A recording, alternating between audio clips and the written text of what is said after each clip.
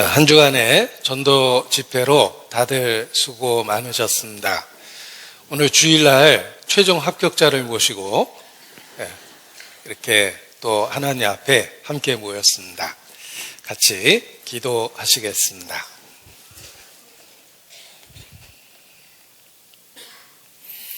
우리 가운데 역사하시는 거룩하신 아버지 하나님, 존재조차도 없었던 저희를 주의 능력으로 만드시고 예수 그리스도 안에서 우리의 영혼을 구원해 주신 것 진심으로 감사 찬양을 드립니다.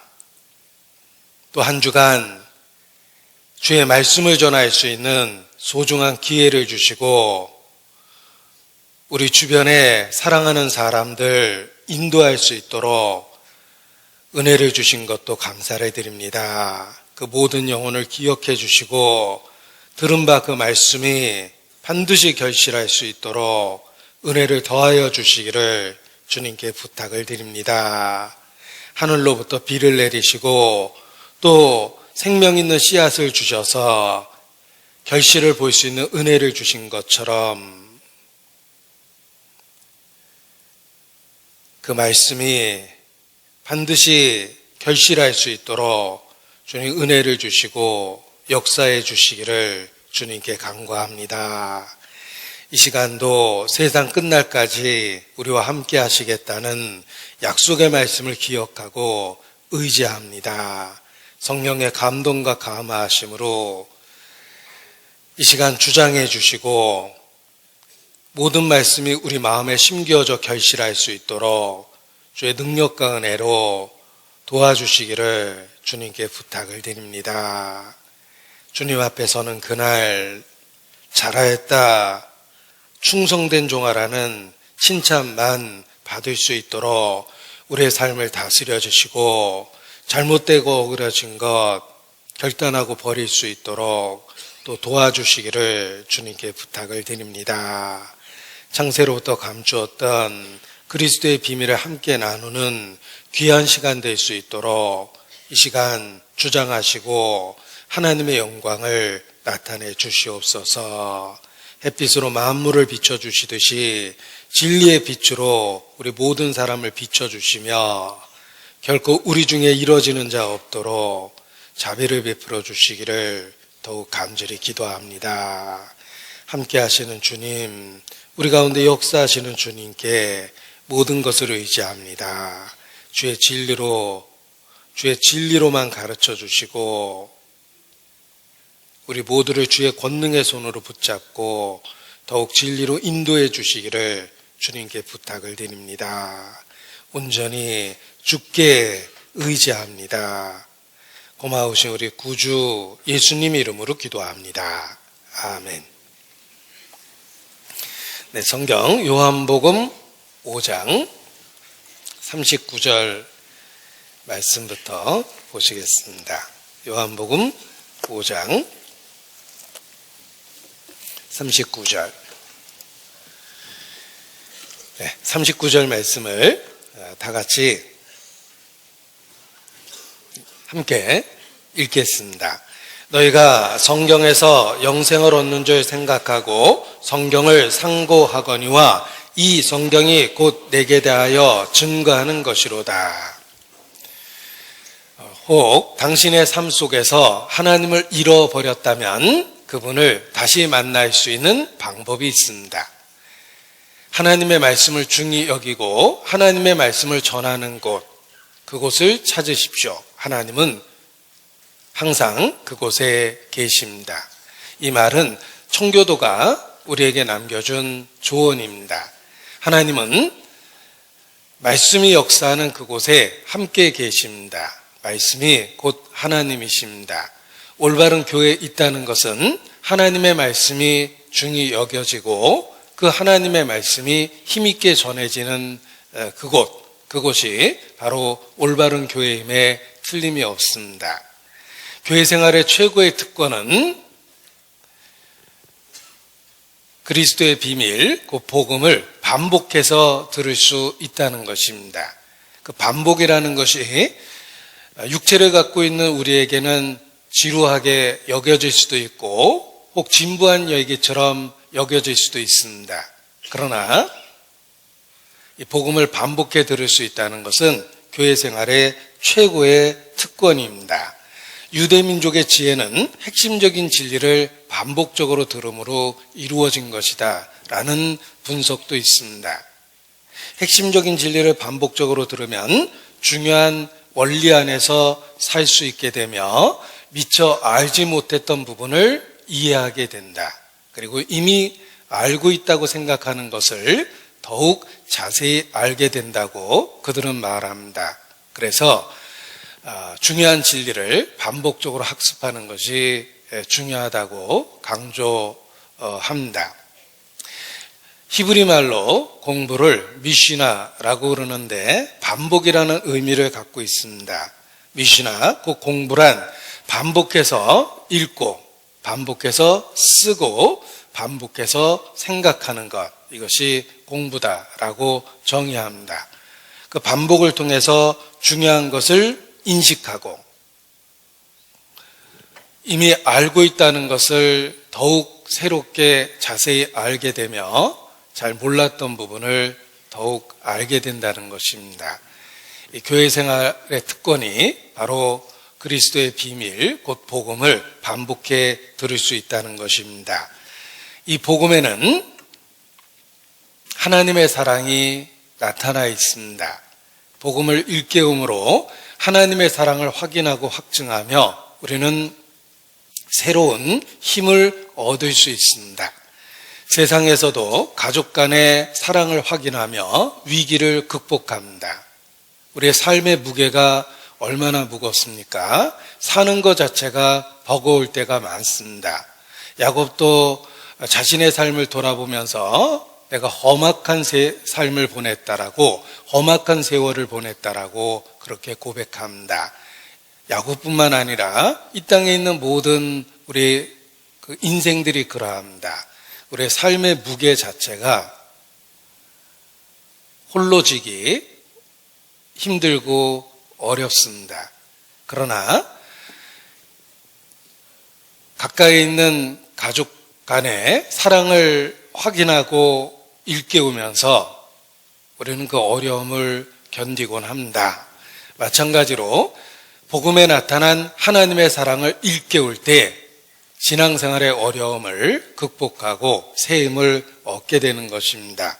복음에는 하나님의 사랑이 나타나 있기 때문에 그렇습니다. 수천 번 반복해서 들어도 결코 질리지 않는 말은 당신을 사랑합니다 라는 말일 겁니다. 말로는 단순하지만 진심이 들어있고 또 사실이기 때문에 우리에게 위로가 됩니다. 하나님의 사랑이 그렇습니다. 단지 말이 아니고 이론이 아니고 관념이 아니고 지식이 아니고 교리가 아닙니다.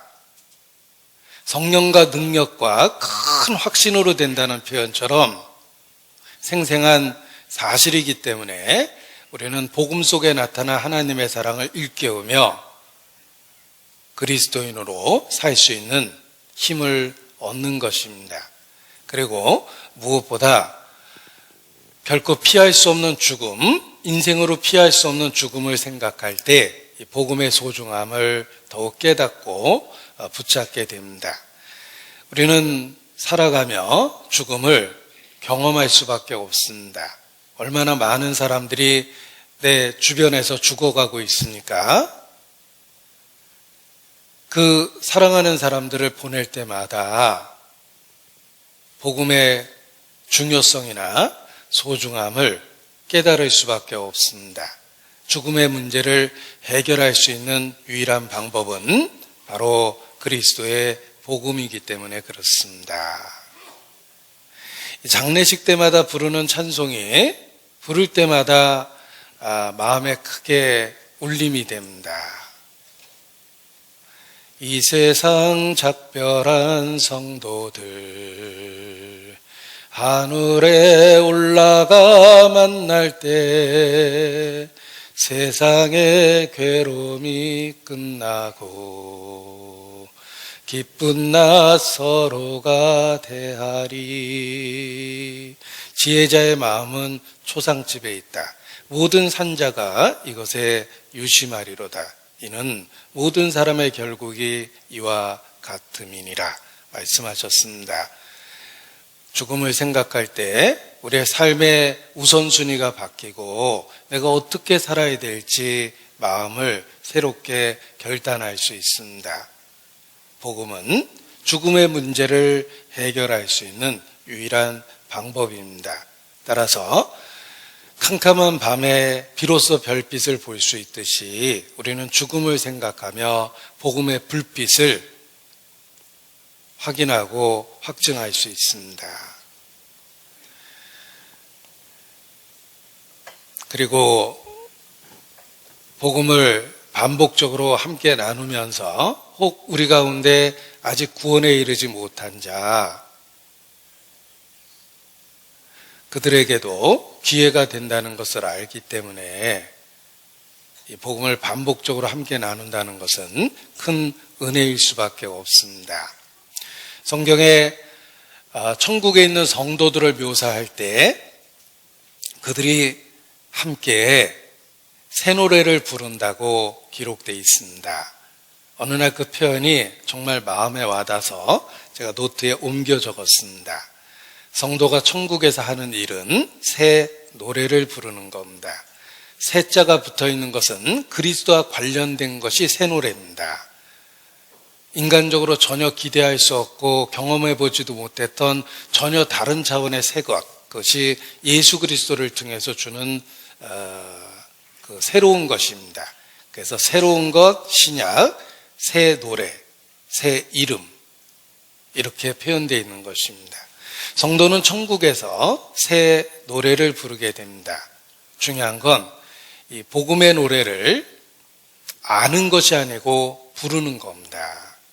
우리는 아는 노래가 참 많습니다. 그런데 부를 수 있는 노래는 의외로 적습니다. 어린 시절 그 팝송을 배우기 위해서 그냥 한글로 받아 적었던 적이 있습니다.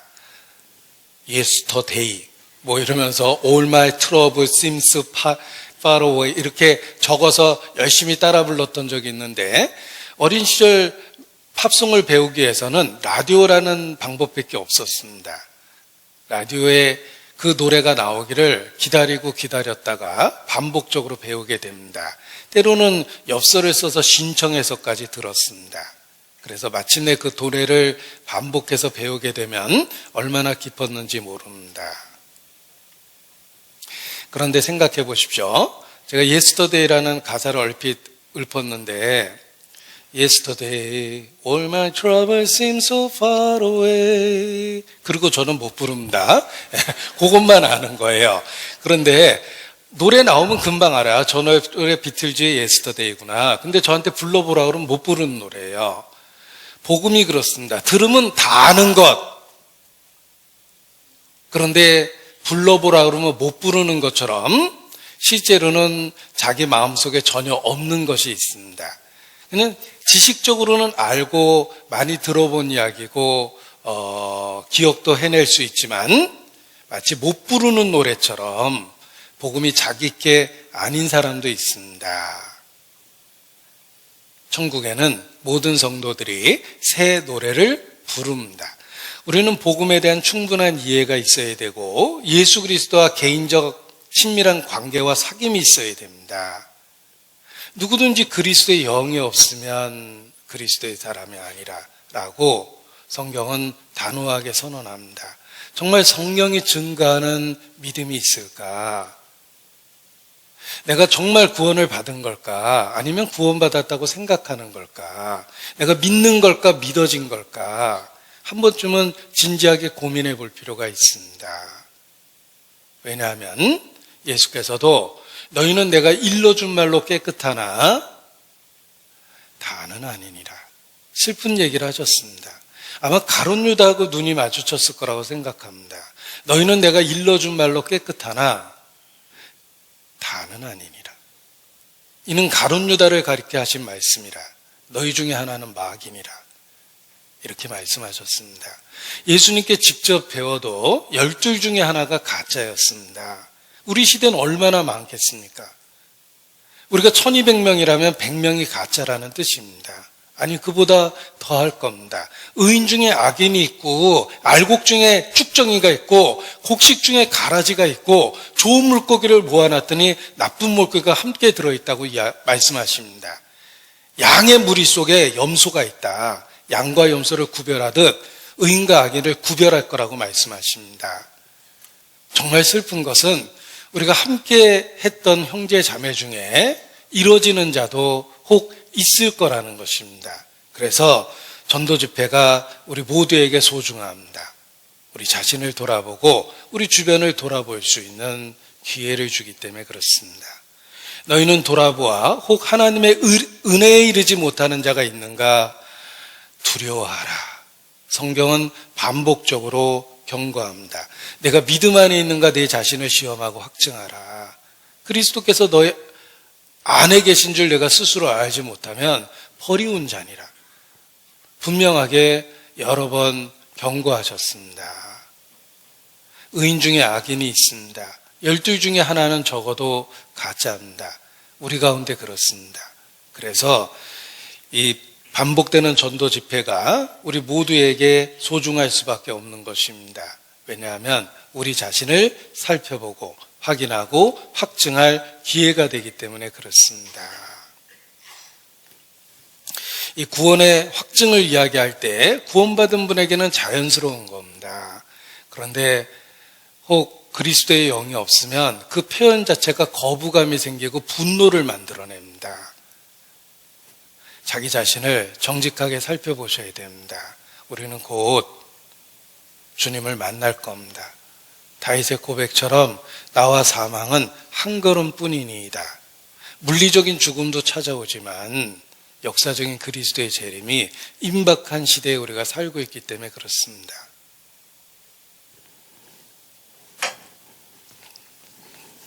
말씀이 우리에게 단지 지식이 된다면 진부해 보입니다. 우리 지식은 금방 지루함을 느끼기 때문에 그렇습니다. 그런데 성경에 성령의 조명이 있을 때 말씀을 깨닫게 된다고 합니다. 구원을 받을 수 있는 3가지 조건이 있다. 정확한 복음을 들어야 된다. 그리고 듣는 사람이 믿음으로 화합해야 된다. 그리고 3번째가 성령의 역사예요. 그래서 이것을 어려운 말로 성령의 조명이 있다고 합니다. 빛이 있어야지 분별이 되듯이 성령께서 우리 마음을 비춰주셔야만 말씀이 개인적, 체험적으로 생생하게 깨달아진다는 것입니다. 제가 한국에 오신 선교사님들이 돌아가시고 그분들의 무덤을 모아놓은 양화진이라는 곳에 가봤습니다. 거기서 여러 선교사님의 무덤을 봤는데 감리교 선교사님의 무덤에 이렇게 써 있었습니다. 요한 웨슬레 회심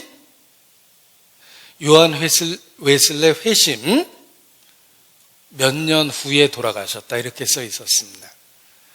연도를 어떻게 표현했냐면 요한 웨슬레가 제 기억으로 1738년 5월 24일 회심했습니다. 요한 웨슬레 회심으로부터 날짜를 계산한 거예요. 아니, 요한 웨슬레가 회심했다는 그 날짜가 그토록 중요했는가? 정말 중요합니다. 그래서 거듭남이라는 진리가 전해졌기 때문에 그렇습니다. 요한 웨슬레는 감리교 창시자며 영국 성공회 목사였습니다. 목사된 지 13년 만에 거듭났습니다. 믿는 믿음이 아니라 믿어지는 믿음이 있다 그러니까 혼란에 빠졌어요. 자기 동생도 목사인데 동생한테 가서 의논을 했습니다. 찰스 웨슬레입니다. 찬송가를 만들었다.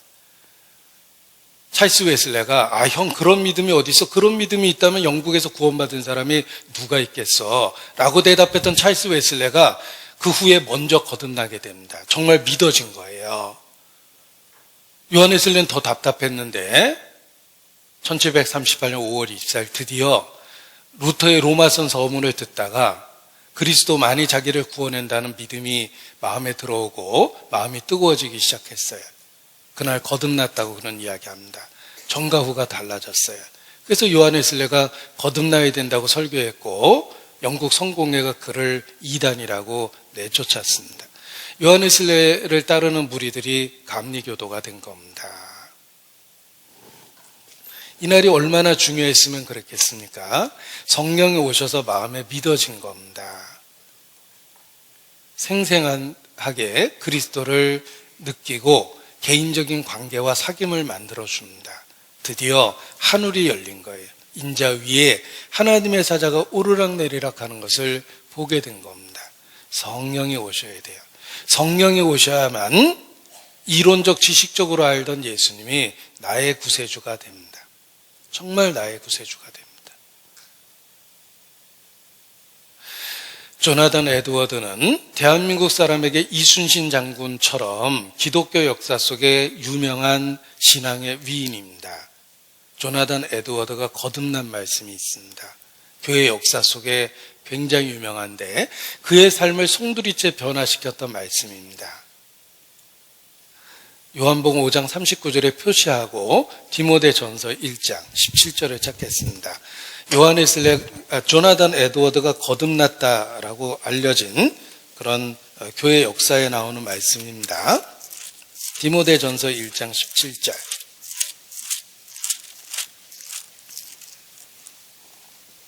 17절 같이 읽습니다. 만세의 왕 곧 썩지 아니하고 보이지 아니하고 홀로 하나이신 하나님께 존귀와 영광이 세세토록 있을지어다. 아멘.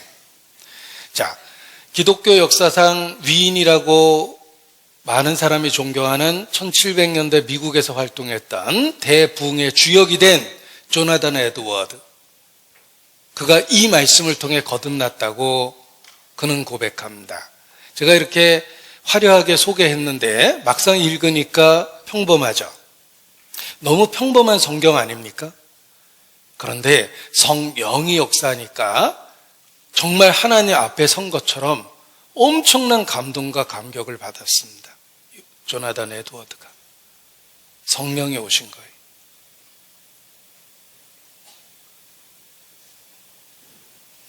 욥의 고백처럼 내가 주에 대해서 듣기만 하였사옵더니 이제는 눈으로 주를 보나이다. 내가 제 가운데 앉아서 회개하나이다.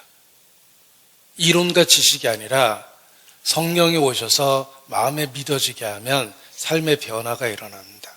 평범한 성경 구절이 다르게 보입니다.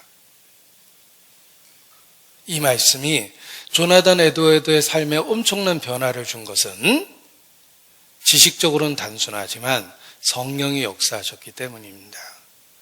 한 유명한 목사님이 한 평범한 설교자의 설교를 들었습니다. 얼마나 감동 깊게 들었는지 모릅니다. 어떻게 저렇게 설교할 수 있을까? 그 모든 구절을 받아 적어서 노트에 적었어요. 그 유명한 설교자가 평범한 이름 없는 설교자의 설교를 듣고 굉장한 감동을 받았습니다. 그걸 노트에 다 옮겨 적었습니다. 그리고 몇 개월 뒤 다시 그 노트를 펼쳤는데 너무 이상했습니다. 상식적이고 평범한 이야기가 거기 써 있었습니다. 상식적이고 평범한 이야기가 그때 그 현장에서 왜 그렇게 충격적으로 마음에 영향을 주고 들렸던 것일까? 비로소 깨달았습니다. 성령이 역사하신 거예요. 성령이 역사하면 말씀이 전혀 다르게 보입니다. 성령이 스승 되셔서 진리를 가르치시니 그 말씀 한 절 한 절이 내 마음에 교훈되도다 라는 찬송의 가사도 있습니다. 성령이 오시면 예수 그리스도가 역사적 인물이 아니라 지금도 살아계시는 나의 구세주로 생생하게 느껴집니다. 예수님이 십자가에 죽었다는 게 진부한 기독교 교리가 아니라 정말 나 때문에 돌아가셨다라고 마음에 받아들여지고 믿어집니다. 그래서 안 변할 수가 없는 거예요. 성령이 오시면 그렇게 됩니다. 아까 요한복음에 표시하자고 그랬는데 요한복음 16장 찾아보겠습니다. 요한복음 16장. 아까 요한복음에 표시했죠. 요한복음 16장 15장입니다. 15장 26절 보시겠습니다. 요한복음 15장 26절 26절을 같이 읽겠습니다. 내가 아버지께로서 너에게 보낼 보혜사 곧 아버지께로서 나오시는 진리의 성령이 오실 때에 그가 나를 증가하실 것이요. 성령은 보혜사입니다. 보호하고 은혜를 주시고 스승사자거든요. 가르치는 분인데 그 진리의 성령이 오시면 그가 나를 증가하실 거예요. 것이요. 성령이 오시면 예수 그리스도를 증가합니다. 그래서 예수 그리스도만이 나의 전부가 되고 나의 생명이 되고 나의 구세주가 됩니다. 성령이 오셔서 증거해 주셔야지 그렇게 되는 거예요. 진리의 성령이 오시면 그가 나를 증가하실 것이라. 한 번도 못 본 예수 그리스도를 정말 사랑하게 됩니다. 너희가 예수를 보지 못하였으나 사랑하는도다. 이제도 보지 못하나 믿고 말할 수 없는 영광스러운 즐거움으로 기뻐하니 이는 믿음의 결국 곧 영혼의 구원을 받음이라. 베드로전서에도 그렇게 써 있죠. 성령이 오시면 정말 나의 구세주가 됩니다.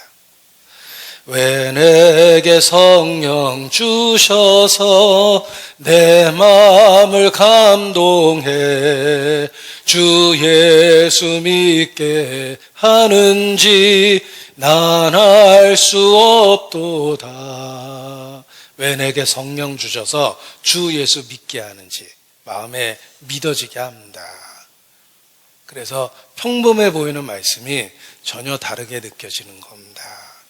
그렇다면 어떻게 성령의 역사를 경험할 수 있습니까? 누가복음 11장에 답을 주셨어요. 구하라, 찾으라, 두드리라. 구하는 자가 구할 것이요 찾는 자가 찾을 것이요 두드리는 자에게 열릴 것이니 구하고 찾고 두드리는 자에게 성령을 주시지 않겠느냐 라고 말씀하셨습니다. 간절히 주의 이름을 부르고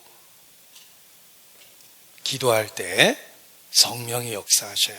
그래서 말씀이 반복되는 진부한 이야기가 아니라 우리의 생사를 결정하는 진리로 생생하게 마음에 들리기 시작합니다. 그래서 저희가 들은 바 그 말씀이 저희에게 유익되지 못한 것은 믿음으로 화합지 아니한 연고라라고 말씀하셨는데 믿음으로 화합하시고 나에게 하나님이 주시는 말씀으로 기도하는 가운데 받으셔야 됩니다. 그래야만 하나님의 말씀이 전혀 다르게 들립니다. 요한복음 5장 39절입니다. 보시겠습니다. 어제 집약적 계시의 원칙이라는 표현을 쓴 것처럼 한 구절 속에 핵심적인 진리를 담아 놓으셨습니다. 너희가 성경에서 영생을 얻는 줄 생각하고 성경을 상고하거니와 이 성경이 곧 내게 대하여 증가하는 것이로다. 그리고 40절에 경고가 붙어 있습니다. 40절 그러나 너희가 영생을 얻게 하여 내게 오기를 원하지 아니하는도다. 영생을 얻기 위하여 내게 오기를 원하지 아니하는도다. 분명한 진리가 있음에도 불구하고 멸망하는 이유는 너희가 원하지 아니하는도다. 무관심 때문에 이뤄지는 겁니다. 그 무관심에 여러 가지 이유가 있습니다. 제일 많은 이유는 마음에 미루는 거예요. 내가 언젠가, 다음에, 차차로, 이번 일만 끝나면 이런 식으로 그 중요한 진리를 마음에 적극적으로 받아들이기보다는 내가 언젠가는 이러면서 마음에 자꾸 밀어내면서 구원받을 기회를 놓치는 겁니다. 미루면 안 됩니다. 지옥으로 떨어지는 이유 중에 첫 번째는 다음에, 언젠가, 차차로, 기회가 되면, 이번 일만 끝나면 그러다가 많은 사람이 멸망하는 것입니다.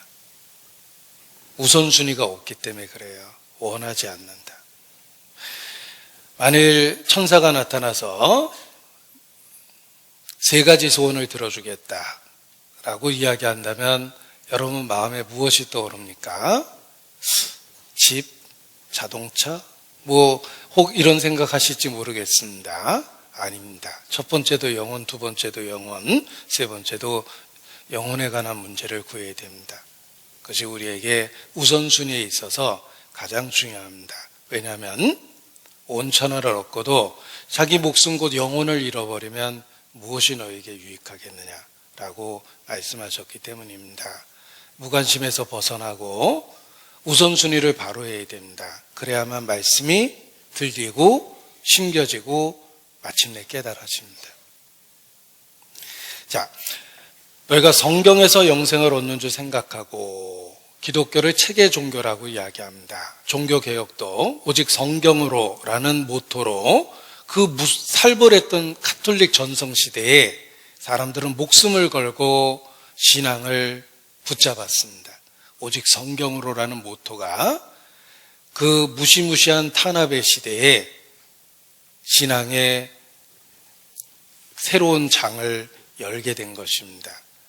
우리 개인적으로도 그렇습니다. 오직 성경으로 말씀을 붙잡을 때 우리의 삶에 비로소 변화가 일어납니다. 오직 성경으로라는 말은 종교개혁의 원동력이 되었습니다. 여호와여 주의 말씀이 영원히 하늘에 굳게 섰사오며, 아버지의 말씀은 진리입니다. 진리를 붙잡고 삶의 변화를 가지셔야 됩니다. 국가는 헌법 위에 세워져서 법을 통해서 유지되고 있습니다. 하나님의 나라는 말씀 위에 세워졌습니다. 그래서 성경 말씀을 소중히 여기고 성경 말씀을 붙잡는 것이 필요합니다. 성경에서 영생을 얻습니다. 그런데 성경은 꽤 두껍습니다. 66권입니다. 1189장입니다. 수천 명의 등장인물이 나오고 많은 사건과 이야기가 가득합니다. 도대체 성경이 무엇을 이야기하고 있는가? 한마디로 예수 그리스도를 증거합니다. 예수께서 말씀하셨습니다. 이 성경이 곧 내게 대하여 증거하는 것이로다. 그 두꺼워 보이는 성경은 한마디로 예수 그리스도에 대한 이야기입니다. 여러분은 창세기부터 요한계시록까지 끊임없이 예수 그리스도를 볼 수 있습니다. 성령이 오시면 그 파편적이고 부분적이었던 예수님에 대한 이야기를 한데 모아서 구세주로서 명확하게 증거해 줍니다.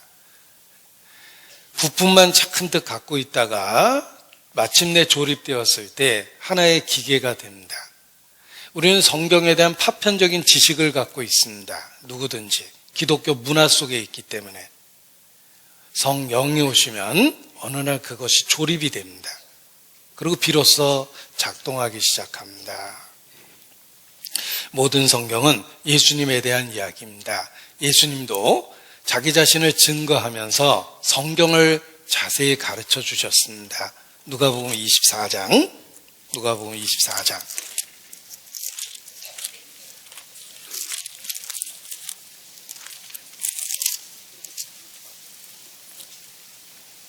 27절, 24장 27절. 이에 모세와 및 모든 선지자의 글로 시작하여 모든 성경에 쓴 바 자기에 관한 것을 자세히 설명하시니라. 제자들에게 믿음을 주기 위해서 성경에 기록된 자기에 관한 것을 자세히 설명해 주셨습니다. 44절. 또 이르시되 내가 너희와 함께 있을 때 너희에게 말한 바 곧 모세의 율법과 선지자의 글과 시편에 나를 가르쳐 기록된 모든 것이 이루어져야 하리라 한 말이 이것이라. 성경을 자세히 풀어준 겁니다. 모세의 율법과 토라라고 일컬어지는 모세 오경입니다. 선지자의 글과, 성경에 얼마나 많은 선지자의 글이 있습니까? 시편 150여 편 모여있는 시편입니다. 시편에 나를 가르쳐 기록된 모든 것이 이루어져야 하리라 한 말이 이것이라. 모든 말씀을 자기와 연결시켜서 해석을 해준 겁니다. 45절 같이 읽죠. 이에 저희의 마음을 열어 성경을 깨닫게 하시고. 예수께서 마음을 열어주시면 성경이 깨달아집니다. 지금도 성령께서 우리의 마음을 열어서 성경을 깨닫게 하십니다. 성경을 깨달으면 예수 그리스도를 확실하게 봅니다. 성경은 예수 그리스도의 고난과 죽음 그리고 부활을 증가합니다. 그의 낮아지심과 높아지심을 증가합니다. 그것을 통해서 우리를 구원하셨다는 이야기를 하고 있습니다. 그것이 마음에 깨달아지는 거예요. 그래서 26절에 예수님이 성경을 요약하셨습니다. 그리스도가 이런 고난을 받고 자기 영광에 들어갈 것이 아니냐. 보십시오. 그리스도의 고난 그리고 그 후의 영광, 이것이 성경에 기록된 내용이다. 그리스도의 고난 그리고 영광입니다.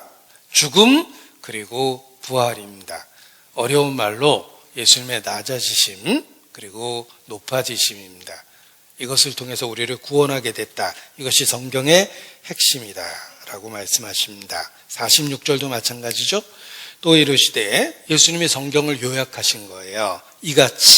이같이라는 말은 성경에 기록된 것과 같이 그리스도가 고난을 받고 제3일에 죽은 자 가운데 살아날 것과 또 그의 이름으로 죄사함을 얻게 하는 회개가 예루살렘으로부터 시작하여 모든 족속에게 전파될 것이 기록되었으니 너희는 이 모든 일의 증인이라. 성경에 기록된 내용은 그리스도의 고난과 죽음과 부활을 통해서 죄사함이라는 은혜를 우리에게 주신다는 것입니다. 여기 화면에 정리를 해봤습니다. 성경 해석의 비법이라고 알려진 그림입니다. 모든 페이지에서 예수 그리스도를 찾으라. 이것이 성경 해석의 비법입니다. 내가 이순신 장군에 대한 책을 읽었다면 꽤 두꺼운 책이지만 어떤 페이지를 읽든 이순신 장군하고 관련이 있습니다. 어떤 등장인물이 있든 이순신 장군과 관련이 있습니다. 왜냐하면 이 책은 이순신 장군에 대한 책입니다. 이와 같이 성경은 예수님에 대한 이야기입니다. 어떤 사건이 있든 어떤 등장인물이 있든 반드시 예수님하고 관련이 있다는 것입니다. 그래서 성경 해석의 비법이죠. 모든 페이지에서 예수님을 찾는 것입니다. 어떤 분은 레위기 읽으면서 너무 지루해서 혼났답니다. 뭔 제사 이야기를 이렇게 자세히 써놓으셨을까 하고 지루해서 간신히 읽었는데 누가 성경을 읽으면서 막 눈물을 흘리더래요. 그래서 뭐 있나 하고 이렇게 봤더니 레위기를 읽고 있더래요. 나는 읽으면서 지루해서 혼났는데 저분은 막 눈물을 흘리면서 감동을 받고 밑줄을 그으면서 막 읽습니다. 도대체 그 차이가 뭘까? 충격을 받았습니다. 한 사람은 단순한 제사 이야기를 읽었고 또 한 사람은 그 제사 이야기 속에 숨겨져 있는 예수 그리스도의 죽음을 본 겁니다. 그래서 너무너무 감동이 된 거예요. 성경은 예수님에 대한 이야기입니다. 여기 보십시오. 핵심을 요약해 봤습니다. 예수가 답이다. 서양 사람이 만든 말입니다. Jesus is the answer. 예수가 답이다. 성경은 왜 예수님을 믿어야 되는지를 우리에게 말씀해 주십니다. 그래서 참된 기독교는 예수님 자신이다 라는 짧은 말로 정의할 수 있습니다. 영어로 읽으면 뉘앙스가 훨씬 더 강합니다. Christianity is Christ. 기독교는 그리스도 그 자체다. 이런 뜻입니다. 우리가 믿는 신앙을 기독교라고 그러는데 기독교의 기독은 한자로 써보면 터 기자에 감독할 독자입니다. 한자로 썼는데 뜻이 해석이 안 되는 이유는 그리스도라는 외국어를 단지 음역했기 때문에 그렇습니다. 기독교는 그리스도라는 외국어예요. 그리스도교, 기독교. 우리는 예수님을 그리스도라고 믿으니 기독교, 그리스도교, 예수교 이렇게 표현하는 겁니다. 다 같은 말입니다. 나는 사과는 좋아하는데 애플은 너무 싫어. 이런 사람은 코미디 하는 겁니다. 사과나 애플이나 똑같죠. 난 아내는 사랑하는데 와이프는 싫어. 이런 것도 이상합니다. 아내나 와이프나 똑같잖아요. 기독교나 그리스도교나 예수교나 같은 말이에요. 기독교, 우리가 믿는 신앙을 왜 기독교라고 그럽니까? 그만큼 그리스도가 중요하다는 거예요. 그 중심에 예수님이 계십니다. 그래서 요한복음 17장 3절에도 영생은 예수 그리스도를 아는 것이다 라고 선언하고 있습니다. 그만큼 중요합니다. 참 하나님은 거룩한 하나님입니다. 거룩한 하나님 앞에 갈 수 있는 방법은 구세주가 있어야 되는 거예요. 예수 그리스도를 아셔야 됩니다. 인자가 세상에서 죄를 사하는 권세가 있는 줄 너희로 알게 하려 하노라. 여러분도 아셔야 돼요. 예수님은 죄를 사할 수 있는 합법적인 권세를 갖고 계십니다. 하늘로부터 비를 내리는 자, 우리가 믿는 하나님이십니다. 부처님은 비 내린다고 절대 안 했어요. 그는 자연에 순종할 수밖에 없었어요. 또 부처님이 할 수 없다고 고백한 삼불이라는 게 있습니다. 세 가지 불가능한 게 있다. 불교에서 말하는 가르침이죠. 그 첫 번째는 죄를 용서받는 건 불가능하다, 이렇게 말씀하셨어요. 그래서 업보, 인과응보, 죄에 대한 보응이 반드시 있다라는 걸 깨달은 겁니다. 죄를 용서받는 방법은 불가능하다 그러셨어요. 소크라테스도 신은 틀림없이 자비하다. 자연을 보라. 신의 자비가 가득하지 아니한가. 인간을 틀림없이 용서하시려고 하실 텐데 법을 지켜야 되는 신이 과연 인간을 어떻게 용서할 수 있겠는가. 그 방법을 모르겠다라고 그 늙은 철학자도 그렇게 고백을 합니다. 죄를 용서받을 수 있는 방법은 없습니다. 죄에는 반드시 보응이 있습니다. 그런데 예수님은 하나님 자신이세요. 죄를 사하는 권세가 있음을 너희로 알게 하려 하노라. 오직 예수님만이 죄를 합법적으로 사할 권세가 있습니다. 법적 권리가 있습니다. 왜? 예수님은 육체를 갖고 오신 하나님이시며 죄싹슨 사망이라는 법을 스스로 자신의 죽음을 통해서 지키셨기 때문에 그렇습니다. 그래서 우리를 구원할 수 있는 합법적 권리를 갖게 된 겁니다. 인자가 죄를 사하는 권세가 있는 줄 너희로 알게 하려 하노라. 우리가 죄 사함 받았다 그러면 오해하는 분이 있는데 예수님은 세상에서 죄를 사하는 합법적 권세를 갖고 계셨습니다. 그래서 예수 믿고 죄를 용서받았다고 기뻐하는 겁니다.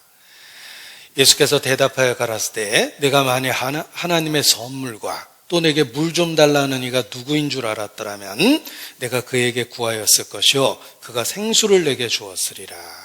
예수님은 하나님 자신이셨어요. 하나님의 선물, 죄사함이라는 구원을 우리에게 주실 수 있는 분입니다. 너희가 알았더라면 그에게 구하였을 것인데 많은 분들이 몰라서 지금도 멸망하고 있습니다. 우리는 그 예수님을 알게 됐어요. 예수님은 육체를 갖고 오신 하나님이시며 하나님의 선물, 곧 죄사함을 우리에게 주시는 분입니다. 자, 예수님은 그리스도입니다. 그리스도라는 말은 헬라 말이에요. 이걸 히브리 말로 메시아라고 그러고 번역하면 기름 부음을 받은 자, the anointed 이렇게 번역합니다. 하나님이 직분을 주실 때는 기름을 부었어요. 하나님이 주시는 직분은 세 가지입니다. 선지자, 제사장, 왕입니다. 보십시오. 그리스도의 3중 직분이라고 합니다. 이 중자가 붙어 있는 것은 세 가지를 함께 갖고 있다, 겹쳐서 갖고 있다 이런 뜻입니다. 선지자, 제사장, 왕입니다. 보십시오. 나는 그리스도인입니다. 나는 예수 믿는 사람입니다. 라는 뜻은 나는 예수님이 그리스도임을 믿습니다. 라는 뜻입니다. 너희는 나를 누구라 하느냐? 주는 그리스도시요 살아계신 하나님의 아들이니이다. 베드로가 고백합니다. 바요나 시몬아 내가 복이 있다. 이것을 내게 알게 하니는 혈육이 아니요 하늘에 계신 내 아버지니라. 그 베드로 시몬의 고백에 하나님이 축복하신 겁니다. 너희는 나를 누구라 하느냐? 주는 그리스도시요. 이렇게 대답을 하죠. 자, 나는 예수님이 그리스도라는 걸 믿습니다. 나는 크리스찬입니다. 난 예수 믿습니다. 이 말을 구체적으로 풀어보면 예수님은 나의 선지자입니다. 하나님의 말씀을 내게 가르쳐 주셨고 나의 제사장입니다. 내 죄를 해결하고 나를 하나님께 데려가는 분이며 나의 왕이세요. 나에 대한 결정권을 갖고 있는 왕이십니다. 나에 대해서 명령하실 수 있는 권리가 있으세요. 나의 왕이십니다. 내가 그것을 믿습니다. 이런 뜻입니다. 그래서 말은 쉽습니다. 난 예수 믿습니다. 라고 말하긴 쉬운데 그 내용을 성경적으로 정리해 보면 조금 복잡하죠. 예수님은 나의 선지자시며 나의 제사장이시며 나의 왕이십니다. 라는 걸 믿는 겁니다. 왜냐하면 그리스도라는 말은 하나님이 기름을 부었다는 뜻이며 하나님이 기름을 부신 직분은 세 가지이기 때문에 그렇습니다. 선지자, 제사장, 왕입니다. 그래서 이것을 우리가 성경을 통해서 반복적으로 배워나가는 겁니다. 자, 소요리 문답이라는 것은 소를 요리한 먹방이 아니라 간단하게 중요한 교리를 문답식으로 정리했다는 뜻입니다. 그래서 이걸 영어로 shorter, 짧게, 간단하게 정리한 교리라는 뜻에서 shorter catechism이라고 합니다. 그런데 웨스터민스터라는 영국 사원에서 우리가 믿는 진리를 문답식으로 명확하게 정의했습니다. 가장 잘 정리된 핵심적인 내용이라고 평가받습니다. 이 웨스터민스터 소요리 문답 제23문답에 우리가 믿고 있는 내용이 정리되어 있어요. 그리스도께서 우리의 구속자로서 선지자와 제사장과 왕의 직분을 행하시되 낮아지시고 높아지신 두 상태에서 하십니다. 라고 짧은 문장에 우리가 믿고 있는 내용을 정리를 했습니다. 그런데 한 번 읽었는데 직독직해가 잘 안 됩니다. 왜냐하면 중요한 내용이 요약되어 있기 때문에 그렇습니다. 더 어렵게 해드리겠습니다. 똑같은 말을 영어로 쓴 겁니다. Christ as our Redeemer executes the offices of a prophet, of a priest, and of a king, both in his estate of humiliation and exaltation. 다시 쉽게 해드리겠습니다. 훨씬 나아졌죠. 똑같은 말인데 그리스도께서 우리의 구속자로서 여기 보시면 세 가지 직분이 있죠. 선지자와 제사장과 왕의 직분을 행하시되 낮아지셨고 높아지신 두 상태에서 하십니다. 낮아지셨고 높아지셨습니다. 죽고 부활하셨어요. 예수님은 죽고 부활하셔서 나의 선지자, 나의 제사장, 나의 왕이 되셨습니다. 그것을 짧은 문장으로 요약해 놓은 거예요. 그래서 이 웨스터민스터 소요리 문답 제23문답이 아주 유명합니다. 자, 예수님 믿는다라는 걸 한번 정리해 봤습니다. 과거, 현재, 미래로 나눠봤는데, 자, 예수님은 영원한 속죄를 이루셨습니다. 우리 죄를 완전히 용서해 주셨죠. 그리고 지금 현재 함께 하세요. 우리를 고아처럼 버려둔 게 아니에요. 우리와 함께 하세요. 그리고 곧 재림하실 거예요. 이 세상에 진짜 오실 거예요. 우리는 예수님이 하신 과거의 사실을 통해서 확신을 갖고 현재 함께 하신다는 말씀 속에서 위로를 받고 능력을 얻습니다. 그리고 다시 오신다는 말씀 속에서 소망 가운데 살 수 있는 거예요. 예수님은 선지자가 되셔서 우리에게 말씀을 주셨고 자신이 제물이 돼서 죄를 용서하신 겁니다. 그리고 현재 제사장으로 우리를 위해서 지금도 기도하고 계세요. 그리고 나의 왕으로서 이 세상에 곧 오십니다. 자, 예수님 믿는다라는 말을 이렇게 시점을 나눠서 정리해 보니까 중요한 내용이 다 들어있게 된 겁니다. 이것이 이제 성경 전체의 여러 가르침으로 설명되어 있는 겁니다.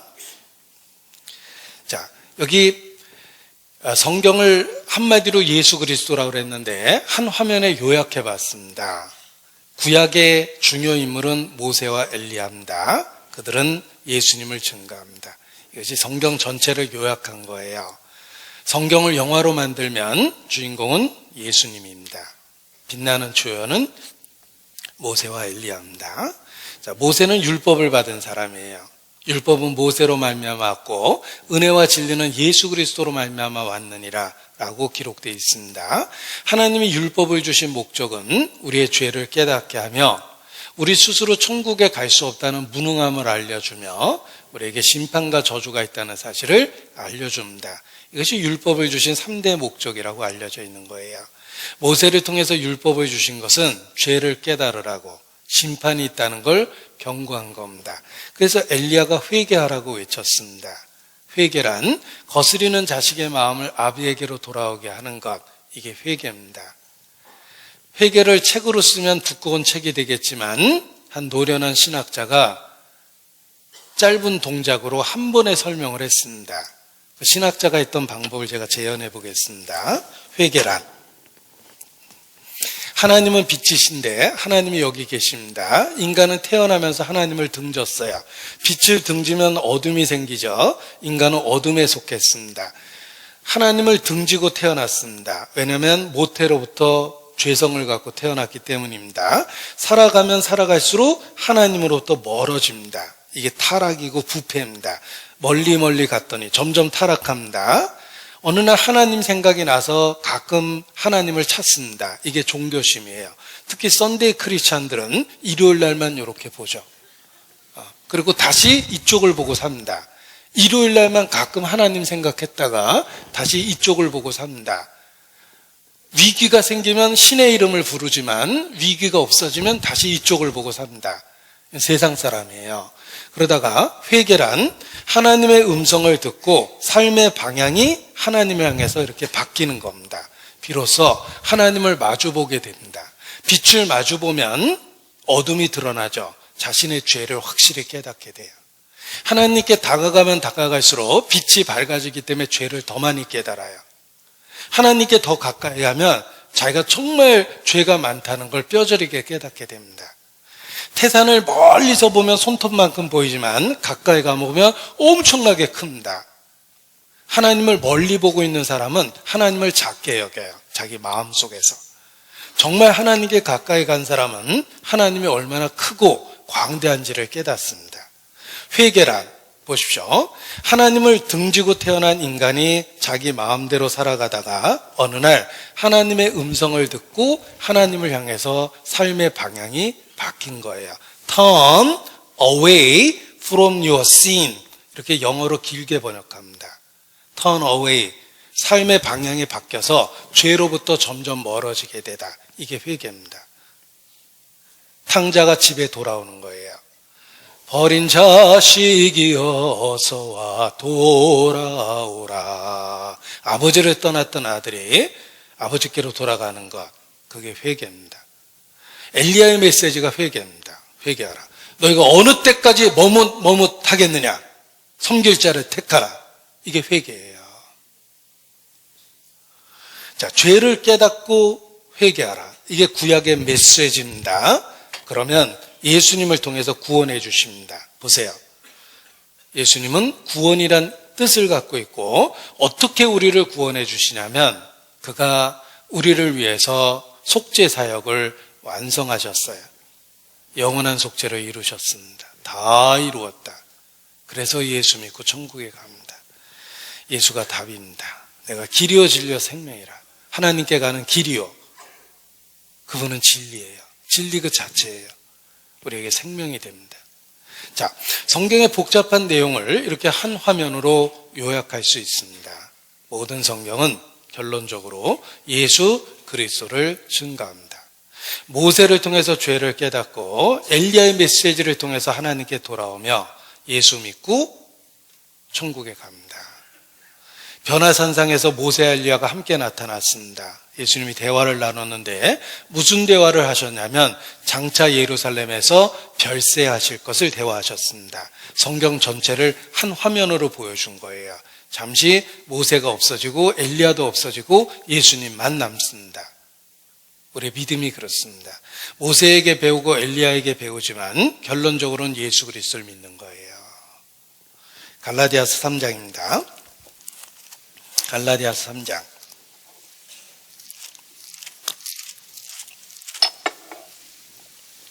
(23절) 갈라디아서 3장 23절. 믿음이 오기 전에 우리가 율법 아래 매인 바 되고 계시될 믿음의 때까지 갇혔느니라. 이같이 율법이 우리를 그리스도에게로 인도하는 몽학 선생이 되어 우리로 하여금 믿음으로 말미암아 의롭다함을 얻게 하려 함이니라. 믿음이 온 후로는 우리가 몽학 선생 아래 있지 아니하도다. 자, 23절에는 믿음이 오기 전에, 25절에는 믿음이 온 후로는, 전과 후가 달라집니다. 결혼 전, 결혼 후 달라지죠. 한국에 살 때, 미국에 살 때 달라집니다. 그보다 더 큰 변화는 믿음이 오기 전, 믿음이 온 후 달라집니다. 뭐가 달라지냐면 믿음이 오기 전에는 율법 아래 있었어요. 율법은 죄를 깨닫게 하고 심판이 있다는 걸 알려줍니다. 그래서 우리의 손을 붙잡고 왜 예수를 믿어야 되는지, 내게 왜 그리스도 구세주가 필요한지를 절실히 깨닫게 합니다. 예수님께 데려다 줘요. 그래서 예수님을 믿을 수밖에 없게 합니다. 그것이 율법이 만들어주는 거예요. 율법은 우리를 예수님께 데려다 줍니다. 오 예수님, 내가 옵니다. 울며 울며 내가 옵니다. 율법이 그렇게 만들어줘요. 울며 울며 자기 죄를 애통하게 여기고 심판에 대한 두려움을 일깨워서 우리의 손을 붙들고 예수님께 데려다줘요. 예수를 믿을 수 있게 만들어주는 거예요. 율법이 우리를 그리스도에게로 인도하는 몽학 선생이 될 것이다. 그리고 믿음이 온 후로는 이제는 몽학 선생 아래 있지 않습니다. 우리는 율법으로 사는 게 아니라 믿음으로 사는 거예요. 그래서 성경은 한마디로 예수 믿으라는 이야기를 하고 있는데 그 과정이 이렇게 겪게 된다, 이런 뜻입니다. 우리가 구약, 신약 이렇게 표현하는데 그 차이가 도대체 무엇일까? 그 복잡한 구약과 신약의 차이를 여기 화면으로 정리해 보려고 준비를 해봤는데, 자, 6.25 때 실화입니다. 어떤 목사님이 길 가다가 인민군에게 부신 검문을 당했습니다. 당시 목사나 경찰 가족이나 군인 가족 이런 사람들은 바로 총살시켰답니다. 종교인이나 경찰 가족, 군인 가족은 바로 총살인데 6.25 때 길을 가다가 인민군에게 부신 검문을 당했습니다. 죽게 된 거죠. 당신 뭐 하는 사람이야? 하는데 이 목사님이 거짓말할 수도 없고 그래가지고 당황하다가 어떻게 이렇게 대답했답니다. 저 구약과 신약파입니다. 인민군이 순간적으로 헷갈렸대요. 약장수구만 가시오 그러더래요. 자, 옛 언약, 새 언약이라는 뜻인데 우리가 구약, 신약 차이점이 뭘까? 여기 정리해 봤습니다. 보세요. 신구약을 비교해 봤습니다. 자, 구약과 신약의 차이점이 있습니다. 구약의 제사장은 의자가 없었어요. 항상 서서 일했어요. 예수님은 하나님 우편에 앉으셨어요. 여기는 일하고 있고 여기는 일을 끝냈다는 뜻입니다. 구약의 제사는 자주 매일 드렸어요. 신약의 제사는 딱 한 번 드렸어요. 단 한 번 드렸습니다. 예수님은 한 번 죽었죠? 구약의 제사는 1년마다 드렸지만 예수님은 영원한 제사를 드리시고 라고 돼 있어요. 구약은 장래일의 그림자고 신약은 실제로 이루어진 거예요. 이것이 구약과 신약의 차이점입니다. 자, 구약은 모형과 그림자며 신약은 실제로 이루어진 거죠. 구약의 제물은 양과 염소였고 신약은 죄 없는 예수님 몸을 바쳤어요. 구약은 매일 자주 드렸고 신약은 단번에 영원히 드렸어요. 구약의 제사는 서서 드렸고 예수님은 하나님 우편에 앉으셨어요. 구약은 앞으로 죄를 용서해 주겠다는 약속에 불과했지만 신약은 영원한 속죄를 이루사 단번에 성소에 들어가셨습니다. 다 이루었다. 속죄를 완성하셨어요. 우리는 구약을 믿는 게 아니라 신약을 믿는 거예요. 보세요. 특수효과입니다. 신약은 십자가라는 특수효과로 만든 거예요. 십자가의 언약입니다. 우리는 구약을 믿는 게 아니라 십자가로 세우신 새 언약을 믿습니다. 내가 너희 죄와 불법을 사하고 내 죄를 기억지 아니하리라. 새 언약이라 말씀하셨음에 새 언약이라고 말씀하셨습니다. 이전 것과는 다릅니다. 우리를 무조건적으로 받아주겠다는 뜻입니다. 어떻게 무조건적으로 받아줄 수 있을까? 조건이 있죠. 그리스도 안에서. 그래서 예수님 믿는 겁니다. 우리와 언약을 세우셨습니다. 새 언약을 세우셨습니다. 죄사함으로 말미암은 구원을 약속하셨어요. 예수 그리스도 안에서. 그래서 예수님을 믿을 수밖에 없는 것입니다. 자, 한마디로 성경은 예수님을 증거합니다. 우리가 왜 예수님을 믿어야 되는지를 이야기해 주고 있는 겁니다. 성경을 정리해 보면 내가 하나님 앞에 죄인이라는 걸 알 수 있습니다.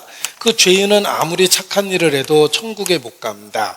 착한 일 때문에 못 가는 게 아니라 죄를 졌기 때문에 천국에 못 가는 거예요.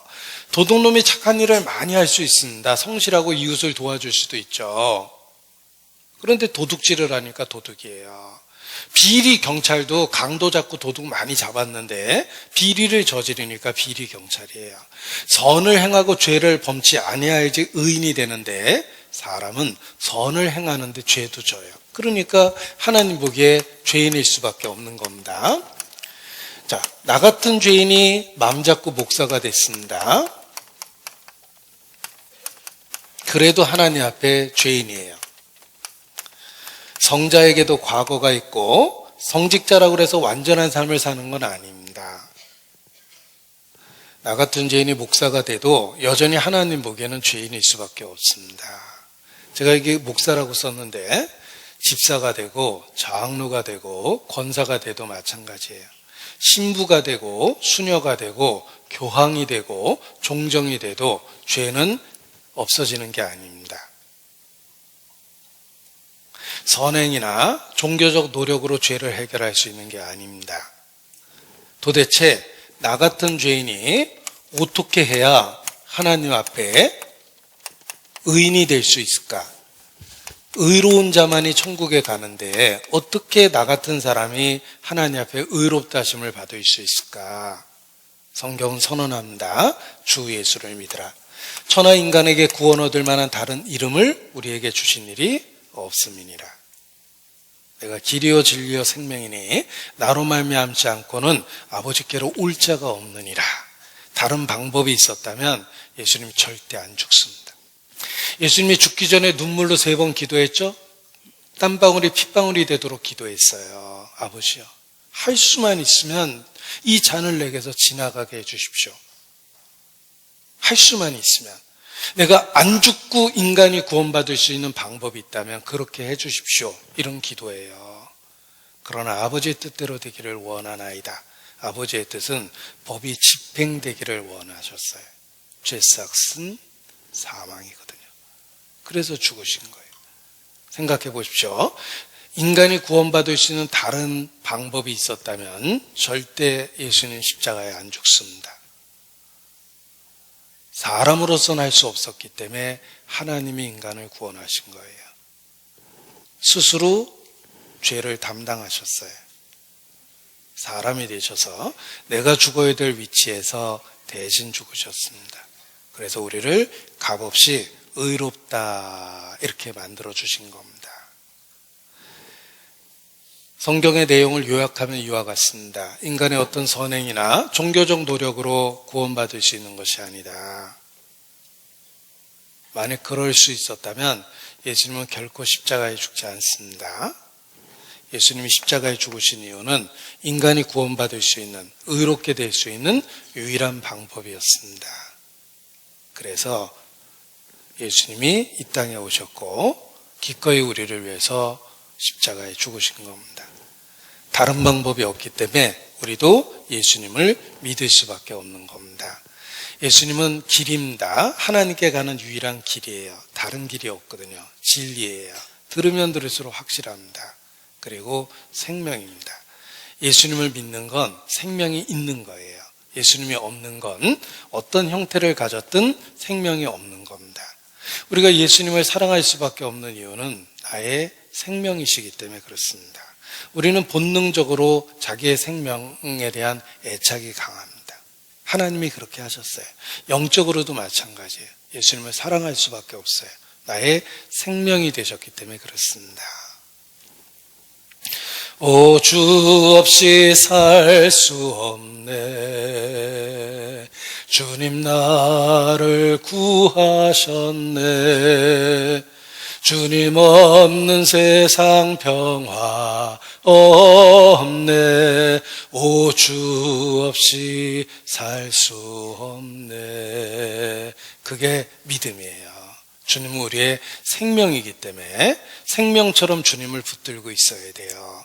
요한일서 5장입니다. 요한일서 5장 12절입니다.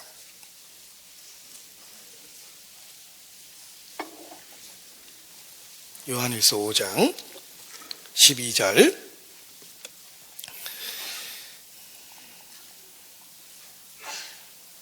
같이 읽죠. 아들이 있는 자에게는 생명이 있고 하나님의 아들이 없는 자에게는 생명이 없느니라. 조금 과격하게 표현하면 예수 천국 불신 지옥 이렇게 표현하기도 하는데, 아들이 있는 자에게는 생명이 있습니다. 그러나 하나님의 아들이 없는 자는 그가 육체적으로 어떠한 상태든 하나님 보시기에는 생명이 없는 거예요. 아들이 있는 자에게 생명이 있습니다. 11절 또 증거는 이것이니 하나님이 우리에게 영생을 주신 것과 이 생명이 그의 아들 안에 있는 그것이니라. 성경이 증거하는 것이 그렇습니다. 예수님은 생명이에요. 예수님을 믿으면 생명이 있고 예수님하고 상관없으면 영적으로 죽은 겁니다. 주 예수를 믿으라. 믿을 수밖에 없죠. 나의 생명이 되셨기 때문에 그렇습니다. 로마서 3장, 조금 어려운 이야기지만 중요한 진리가 여기 다 들어있기 때문에 찾아보겠습니다. 로마서 3장 23절, 로마서 3장 23절 모든 사람이 죄를 범하였음에 하나님의 영광에 이르지 못하더니. 자, 이것이 우리 상태죠. 모든 사람이, 우리 다 해당돼요. 죄를 범하였음에. 크든 적든 죄가 다 있어요. 그냥 놔두면 하나님의 영광에 이르지 못합니다. 그래서 하나님이 하신 방법이 있어요. 그 방법이 24절부터 기록되어 있는데 제가 이게 화면에 인용해 봤습니다. 로마서 3장 24절로 25절을 인용해 봤습니다. 그리스도 예수 안에 있는 구속으로 말미암아 하나님의 은혜로 값없이 의롭다 하심을 얻은 자 되었느니라. 예수를 하나님이 그의 피로 인하여 믿음으로 말미암은 화목제물로 세우셨으니. 여기 중요한 단어 세 가지가 있습니다. 구속, 의롭다 하심을 얻은 자, 화목제물, 이런 단어가 있어요. 이게 중요합니다. 예수님 믿는다라는 게 무슨 뜻인지를 설명해 주기 위한 단어인데, 보세요. 구속이라는 단어가 있고 의롭다 하심을 얻었다. 이걸 한자로 칭의라고 그래요. 의롭다 칭하다, 이런 뜻입니다. 그리고 화목하게 했다라고 말씀했는데 이것이 십자가의 의미입니다. 이 세 가지 의미가 들어있어요. 보세요. 그리스도 예수 안에 있는 구속으로 말미암아. 구속이라는 말 나오죠. 하나님의 은혜로 값없이 의롭다 하심을 얻은 자 되었다 그랬는데, 여기 의롭다 하심을 얻은 자 되었느니라. 이걸 한자로 칭의, 의롭다 칭하다, 이렇게 표현합니다. 그리고 예수를 하나님이 그의 피로 인하여 믿음으로 말미암는 화목제물로 세우셨다. 이렇게 세 가지 의미가 들어있어요. 이 세 가지 의미가 십자가가 우리에게 설명해 주고 있는 뜻입니다. 보세요. 첫 번째는 구속이라고 이렇게 표현했는데, 이걸 한자로 쓰면 참 어려운 말입니다. 구할 구자에 박굴속 살속자, 이게 무역할 속자라고 그래요. 어려운 한자를 제가 간신히 그렸어요. 자, 구속, 대가를 주고 구했다라는 뜻이며, 그 다음에 의롭다 하심을 얻었다고 그랬죠. 이거 칭의라는 말을 써요. 이 칭의라는 말은 한자로 쓰면 더 어려워지는데, 의롭다 칭하다라고 해서 개신교 교리를 이신칭이라는 한자로 표현합니다. 믿음으로써 의롭다 칭하다. 그래서 우리가 믿고 있는 진리를 사자성어로 표현하면 이신칭이라고 그래요. 믿음으로 의롭다함을 받는다. 의롭다 선언하다, 이런 뜻입니다. 그 다음에 화목이라는 단어가 나왔죠. 화목. 갈등과 다툼이 있는 상태에서 화해한 것, 이게 화목입니다. 자, 화목, 이렇게 씁니다. 십자가가 이 중요한 의미를 갖고 있어요. 첫 번째, 구속이라는 말은 대가를 지불하고 구했다는 뜻이에요. 구원받다라는 말하고 구원받다는 말을 한자로 이렇게 씁니다. 이게 당길 원자예요. 적극적으로 건져주는 걸 구원이라고 그래요. 구원받다는 말하고 구속된다는 말하고 차이가 뭘까? 이해할 필요가 있습니다. 구원은 위기로부터 성공적으로 벗어난 거예요. 우리는 심판을 받을 위기가 있는데 예수님이 우리를 구원하셨어요. 위기로부터 성공적으로 벗어나게 해주셨어요. 예수님이 하신 일이에요. 근데 어떻게 우리를 구원하셨냐면 구원한 방법이 구속이에요.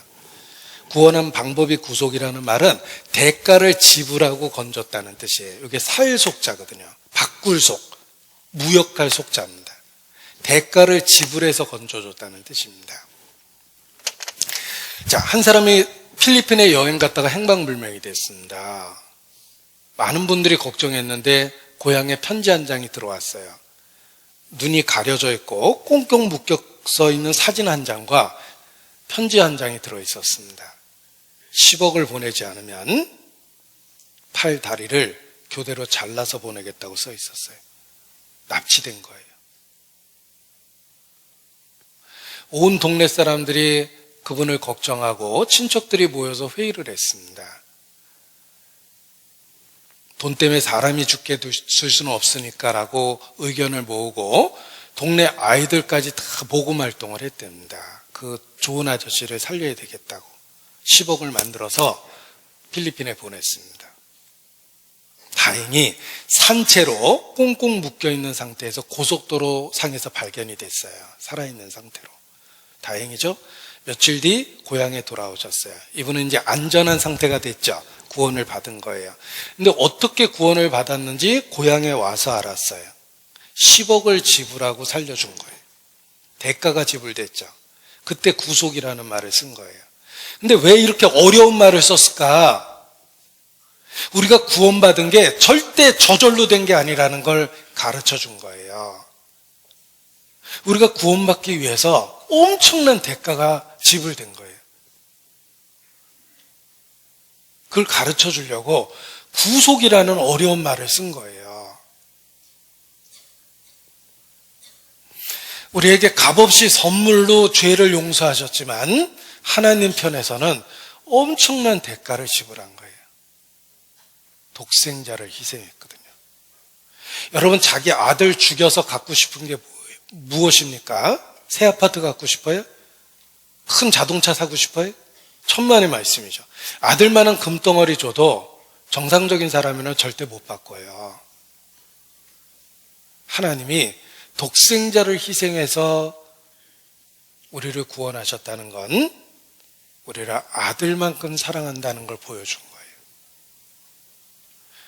십계명을 요약하면 너는 마음을 다하고 목숨을 다하고 뜻을 다하고 성품을 다하고 힘을 다해서 주 너희 하나님을 사랑하라.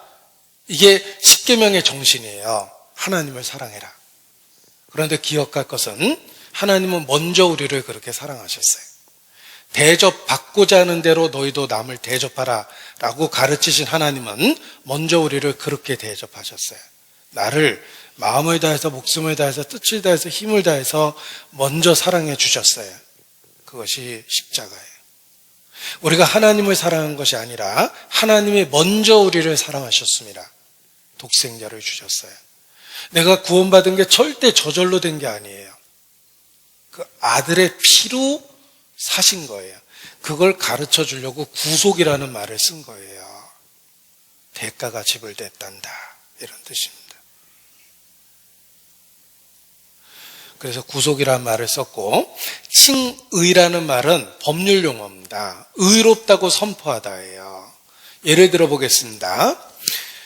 비행기에 폭탄을 설치해서 수백 명을 죽인 사람이 있어요. 간첩 김현희. 당연히 죽어야 돼요. 사형이죠. 수백 명을 죽게 했어요. 사형 판결을 받았어요. 근데 김현희가 대한민국 국민으로 지금도 살아있어요. 어떻게 그럴 수 있죠? 수백 명을 죽였는데.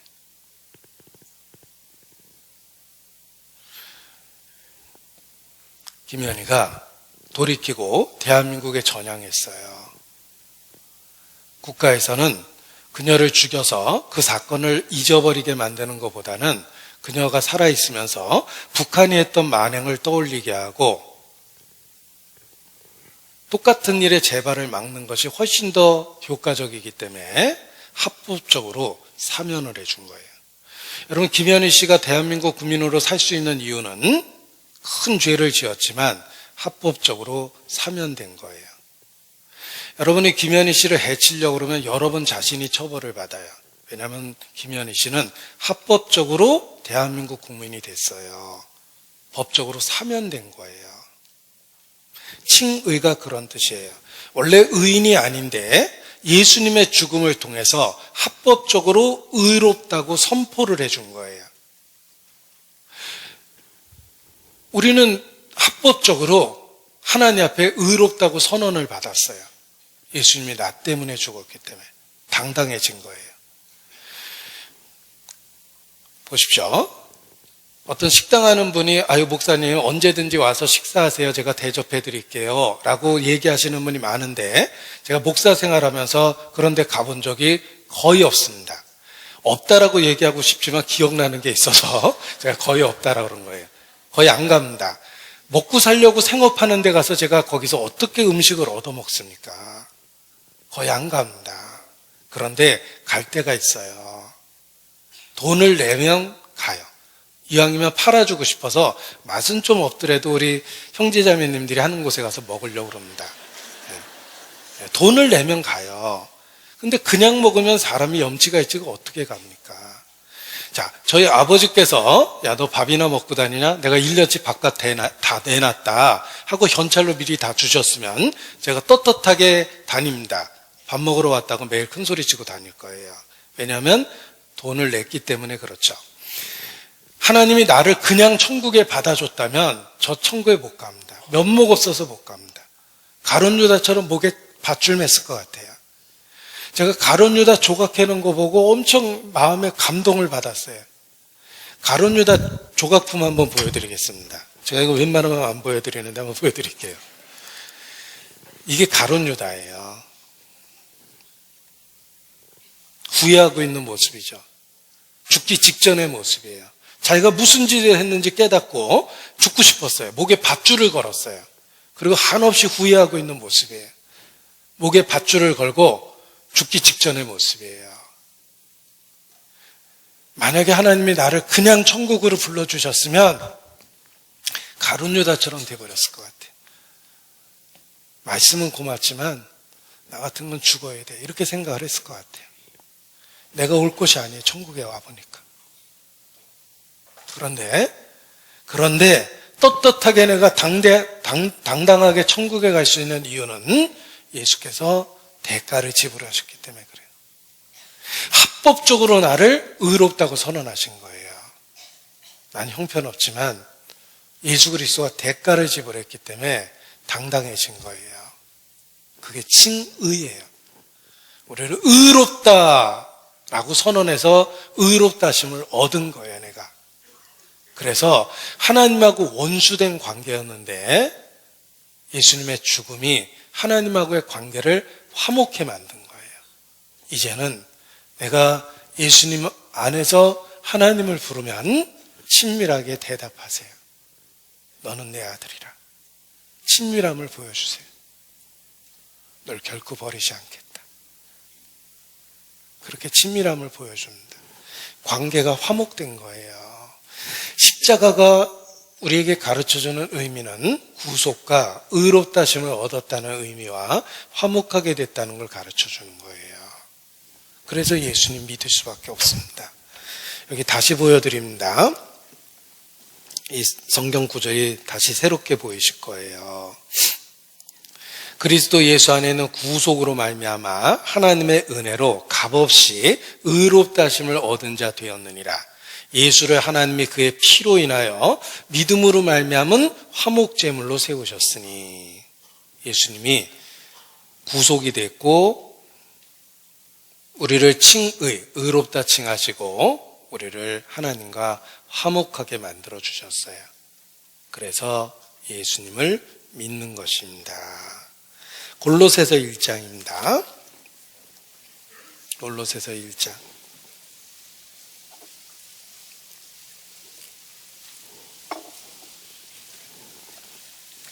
골로새서 1장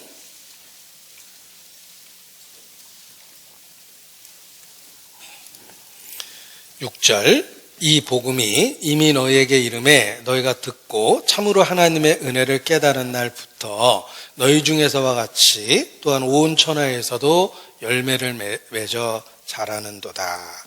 구원받은 날을 쉽게 표현하면 하나님의 은혜를 깨달은 날이에요. 쉽게 표현하면 하나님의 은혜를 깨달은 날, 그 날로부터 열매를 맺어 자라게 합니다. 이 찬송가의 거듭남에 대한 찬송이 많습니다. 하나님의 은혜를 깨달은 날이에요. 주의 얼굴 뵙기 전에 멀리 뵈던 하늘나라 내 마음속에 이루어지니 날로 날로 가깝도다. 하나님의 은혜를 깨달아서 그래요. 기쁜 날 기쁜 날 주 나의 죄 다 씻은 날, 거듭난 날, 하나님의 은혜를 깨달은 날입니다. 놀라운 날이었네. 영원히 못 잊을 날. 어둠에 길 잃고 헤매던 나 주 찾아 주시었네. 하나님 사랑을 깨달은 날, 놀라운 날이었네. 하나님 사랑을 깨달은 날, 그날이 구원받은 날이에요. 복음을 듣고 하나님의 은혜를 깨닫는 날. 13절 14절 같이 읽습니다. 그가 우리를 흑암의 권세에서 건져내사 그의 사랑의 아들의 나라로 옮기셨으니 그 아들 안에서 우리가 구속 곧 죄사함을 얻었도다. 자, 구속받았다는 말이 너무 어려우니까 쉽게 표현해 놓으셨죠? 죄사함을 얻었도다 라고 다시 써놓으신 거예요. 자, 그가 우리를 흑암의 권세에서 건져내사 그의 사랑의 아들의 나라로 옮기셨습니다. 그 아들 안에서 우리가 구속, 곧 죄사함을 얻었습니다. 자, 이것을 이해하기 쉽게 하기 위해서 그림 하나를 그려봤는데 보십시오. 하나님은 창조주와 심판자입니다. 율법을 갖고 계시죠. 율법을 어기면 정죄돼요. 내가 태어난 것은 율법 아래서 태어났습니다. 하나님은 나의 창조주였습니다. 나는 율법 아래에 있었어요. 그런데 예수님이 십자가의 죽으심으로 말미암아 하나님이 나의 아버지가 되셨어요. 나는 너희에게 아버지가 되고 너희는 내게 자녀가 되리라. 아버지는 은혜와 진리로 우리를 다스려요. 율법을 갖고 다스리는 게 아니라 혹시 내가 잘못하면 책망하고 징계하세요. 그러나 정죄는 안 하세요. 자, 예수님이 우리를 어떻게 하셨는지 보십시오. 이 그림과 저를 보십시오. 그가 우리를 흑암의 권세에서 건져내사 그의 사랑의 아들의 나라로 옮기신 거예요. 이쪽 동네로 옮겨놓은 거예요. 이제 하나님은 나의 아버지가 됐고 은혜와 진리로 날 다스리며 내가 혹시 잘못하면 책망하고 징계하지만 정죄는 안 하세요. 내가 이쪽 동네로 옮겼거든요. 정죄가 없어요. 예수 안에 있는 나에겐 결코 정죄함 없네. 생명의 성령의 법이 해방하였네. 로마서 8장 1절이죠. 이쪽 동네 와 있는 거예요. 사망에서 생명으로 옮겼어요. 내가 진실로 너희에게 이르노니 누구든지 내 말을 듣고 나 보내신 이를 믿는 자는 영생을 얻었고 심판에 이르지 아니하나니 사망에서 생명으로 옮겼느니라. 이쪽 동네로 옮긴 거예요. 동네가 바뀌었어요. 하나님은 나의 아버지가 됐어요. 율법 동네에 있지 않습니다. 이쪽이 구약이에요. 이쪽이 신약이에요. 새 포도주는 새 푸대에 넣어야 둘 다 보존됩니다. 새 포도주를 험푸대에다 넣으면 안 됩니다. 신약을 구약과 섞으면 안 돼요. 율법으로 구원받는 게 아니에요. 은혜로 구원을 받아요. 그래서 예수님 믿는 거예요. 구원받지 못한 목사님들은 이 신구약을 절묘하게 자꾸 섞어요. 그러니까 헷갈리는 거예요. 우리는 그리스도 안에서 은혜와 진리 아래 있어요. 율법으로는 의롭다함을 얻지 못해요. 예수 믿고 천국에 가는 거예요. 우리는 새 언약을 믿습니다. 이 그림을 그려놓고 보면 명확해집니다. 이제 새 언약 아래 있는 사람은 혹시 죄를 지면 책망하고 징계하세요. 하나님은 아들과 같이 우리를 대우하십니다. 또 아들들에게 권하는 것과 같이 너희에게 권면하신 말씀을 잊었도다. 일러스되 내 아들아, 주의 징계하심을 경히 여기지 말며 그에게 꾸지람을 받을 때 낙심하지 말라. 주께서 그 사랑하는 자를 징계하시고 그의 받으시는 아들마다 채찍질하심이니라 하였으니 너희가 참은 징계를 받기 위함이라. 하나님의 아들과 같이 너희를 대우하시나니 어찌 아비가 징계하지 않는 아들이 있으리요. 징계는 다 받는 것이거늘 너희에게 없으면 참 사생자요 참 아들이 아니라.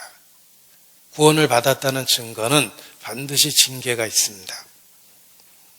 구원을 받지 않았을 때는 징계가 없었어요. 하나님은 경고만 하세요. 회개하라고. 내 마음대로 살아왔지만 아무 일도 없었어요. 그런데 구원을 받으면 하나님은 반드시 징계하십니다. 아버지가 되셨기 때문에 그렇습니다.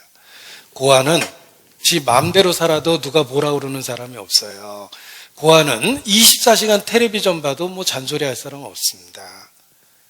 휴대폰 들고 24시간 살아도 뭐라 그러는 사람은 없어요. 자기 혼자 있거든요. 그러나 부모가 생기면 TV 그만 보라고 잔소리하고 휴대폰 끄라고 이야기하고 공부 좀 하라고 이야기합니다. 우리가 예수 믿기 전에는 하나님 앞에 딱 고아예요. 내 마음대로 살아도 아무 일 없었어요. 양심의 경고만 있죠. 그런데 구원을 받으면 반드시 하나님이 징계하세요. 우리를 바꿔놓으세요. 마음과 생각을 바꿔놓으세요. 제가 예수 믿기 전에는 욕을 아주 잘했어요. 정확한 발음과 풍부한 어휘로 욕을 한번 하면 얼마든지 할 수 있었어요. 지금 욕 안 합니다. 왜 안 하냐면 주님이 함께 있기 때문에 할 수가 없는 거예요. 어떻게 어른 모시고 다니면서 욕지거리 합니까? 말투를 바꾸고 생각을 바꾸고 삶의 모습을 바꿔주세요. 제가 어떻게 하다 술 먹는 그 취미가 붙어가지고 졸업과 동시에 술독에 빠져 살았습니다. 제 생각에는 평생 먹을 술을 20대 초반에 다 먹은 것 같아요. 술을 정말 좋아했어요. 술 마시는 그 맛의 삶을 살았습니다. 통금이 있었던 그 시절에도 바깥에 12시 몰래 나가가지고 냉면대야에 이렇게 가득 파는 막걸리 잔이 있었어요. 그거 몰래 먹고 집에 들어왔고 늘 한 번 먹으면은 팬티만 입고 들어왔어요. 술 먹으면 열이 나니까 옷부터 찢었거든요. 우리 어머니가 진료하셨어요. 어떻게 아들이라고 저 맨날 술 먹고 반스만 입고 들어오냐 그러셨는데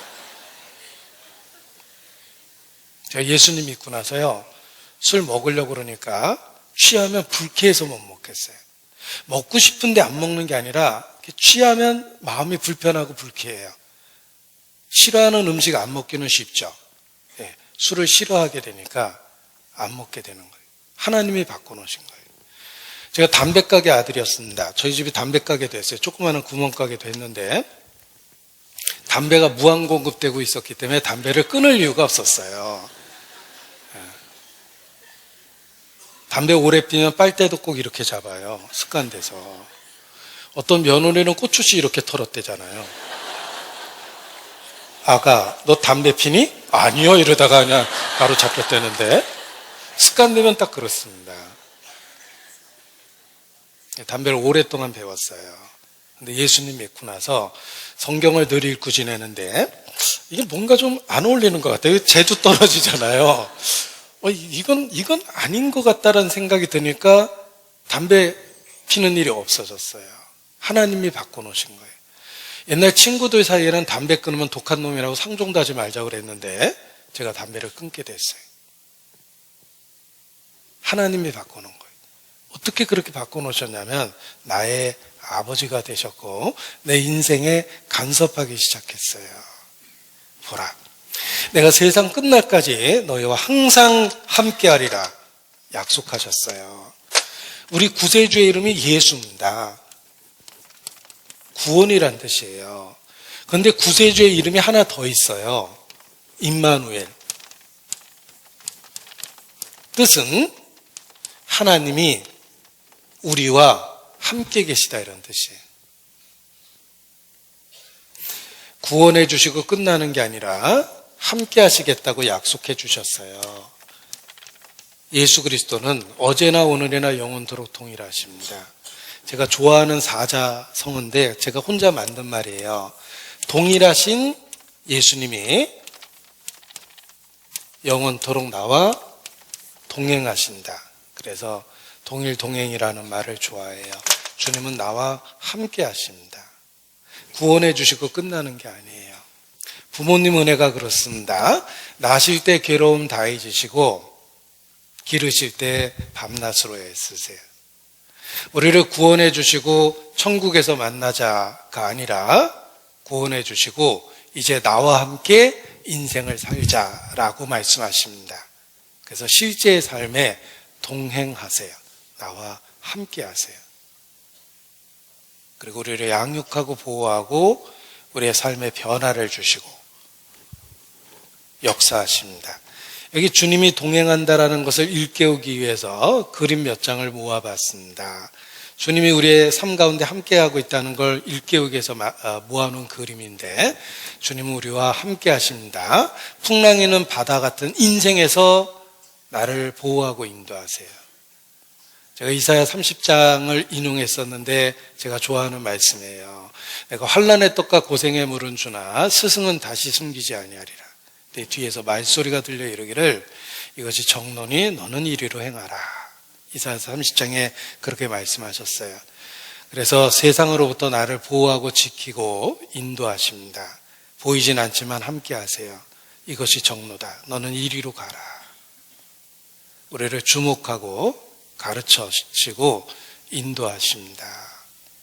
그리고 제가 좋아하는 그림입니다. 설교할 때 함께 계세요. 주님은. 여기 아까부터 계셨는데 보셨죠? 네. 안녕하세요 주님. 여기 계시잖아요. 네. 그리고 위험한 수술 받을 때 함께 하시고 병상에서 위로하시며 가정에서도 늘 함께 하십니다. 주님은 우리를 지키시는 자예요. 영어로 The Lord watches over you 그러는데 주님은 우리를 watch over 이렇게 지켜보고 보호하세요. 병상의 고통에서 어머니의 따뜻한 손길 그 뒤에 주님이 계셔요. 중요한 비즈니스 계약이 있을 때 함께 만나 주십니다. 이 사람이 속으로 그럴 겁니다. 왜 자꾸 계약서에 사인하고 싶지? 네. 주님이 함께 만나 주셔서 그래요. 괜히 호감이 가고 믿을만하고 막 잘 될 것 같고 이런 생각을 주시고 연구할 때 도와주시고 가정에 함께 하시고 주님은 우리를 구원해 주신 것이 사실인 것처럼 우리와 함께 하셔서 우리를 지키고 보호하고 천성까지 인도하십니다. 부모님 은혜는 낳아준 은혜도 감사하지만 함께 하셨던 소중한 기억 때문에 더 감사하는 거예요. 하나님 은혜가 그렇습니다. 구원해 주셨을 뿐만 아니라 우리를 보호하고 지키고 오늘까지 함께 하십니다. 지금까지 지내온 것 주의 크신 은혜입니다. 매일의 삶 속에서 주님이 함께 하십니다. 오늘 숨을 쉬는 것 감사, 나를 구원하신 것 감사, 내 뜻대로 안 돼도 주가 인도하신 것 모든 것 감사. 주님 감사해요. 주님 감사해요. 내가 여기까지 온 것도 은혜입니다. 주님 감사해요. 우리의 삶에 함께 하시고 있다는 걸 발견하면 매일의 삶 속에서 감사라는 찬양이 나올 거예요. 우리는 고아가 아니에요. 함께 하십니다. 천성에 이르는 그날까지 양육하고 보호하고 인도하세요. 하늘나라 갈 때에 영영 부를 나의 찬송 예수 인도하셨네. 예수 인도하셨네. 지금도 우리와 함께 하십니다. 주님이 함께 하시는 방법 중에 하나가 바로 교회예요. 우리가 교회를 소중히 여길 수밖에 없는 이유는 주님이 함께 하시기 때문에 그렇습니다. 하나님을 아버지라 부르는 모든 사람은 교회를 어머니라고 여겨야 됩니다. 청교도 명언이에요. 인생을 살아보니까 세상에서 제일 나쁜 사람은 한마디로 불효하는 사람이에요. 배은망덕이죠. 핏덩어리로 태어난 우리를 사람이 되게 만들어주신 것은 부모예요. 부모에게 불효하는 게 살면 살수록 제일 큰 죄다라는 생각이 들어요. 그래서 10계명에 살인하지 마라, 간음하지 마라 보다 앞에 있는 계명이 부모를 공경하라구나 라는 걸 더 깨닫게 됩니다. 그와 같이 이 땅의 부모는 우리에게 잠깐의 은혜를 줬는데 하나님은 존재조차 없었던 우리를 만드시고 내가 누리고 있는 모든 것을 주신 분이세요. 그리고 우리를 구원해 주시고 보존하고 계세요. 그분의 은혜를 모른다는 건 부모 은혜를 저버리는 것보다 더 큰 죄가 될 수밖에 없습니다. 함께 하시는 주님을 기억하면 은혜에 감사하는 삶을 살게 됩니다. 주님은 우리를 고아처럼 버려둔 게 아닙니다. 보라, 세상 끝날까지 내가 너희와 항상 함께 있으리라. 동일하신 주님은 지금도 동행하고 계십니다. 이 주님과 함께 신앙생활 하면서 우리에게 중요한 것이 무엇일까? 그리스도인의 기본적인 생활이 있습니다. 마음 같아서는 지금부터 말씀드리고 싶지만 다음 시간에 우리의 신앙생활의 기본이 되는 것을 다음 시간에 말씀을 드리겠습니다. 기도하시겠습니다. 아버지 하나님, 소망 없었던 저희를 예수 그리스도 안에서 구원해 주시고 우리의 모든 죄를 영원히 용서해 주신 것 진심으로 감사를 드립니다. 그리스도 안에서 언약해 주시기를 우리의 죄를 기억하지도 않겠다고 친히 말씀하고 확증해 주셨습니다. 이 언약 안에 머물고 항상 주의 이름을 부르고 살 수 있도록 붙잡아 주시옵소서. 주께 의지합니다.